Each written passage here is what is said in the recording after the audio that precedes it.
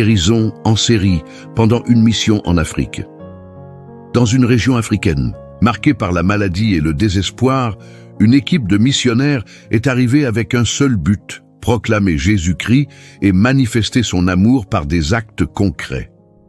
Ils ont organisé des réunions de plein air, simples mais pleines d'efforts. Le premier soir, après avoir prêché l'évangile avec ferveur, ils ont invité les malades à venir recevoir la prière. Le premier à s'avancer était un homme paralysé depuis des années, porté par sa famille. Les missionnaires ont imposé les mains sur lui, priant au nom puissant de Jésus.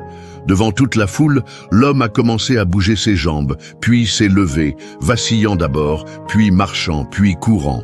La foule a explosé en cris de joie et d'émerveillement, puis les guérisons se sont succédées, comme une cascade de grâce.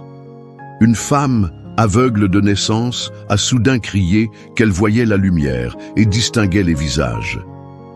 Un enfant sourd a entendu le son de la louange pour la première fois de sa vie et s'est mis à pleurer de bonheur. Des malades en phase terminale, condamnés par la médecine locale, se sont levés de leur lit de douleur, proclamant leur guérison. Les témoignages de guérison se sont multipliés si rapidement que le village entier s'est rassemblé pour entendre parler de ce Jésus qui guérit. Chaque guérison était une déclaration éclatante que Jésus-Christ est vivant, qu'il est Seigneur et que rien n'est impossible à Dieu.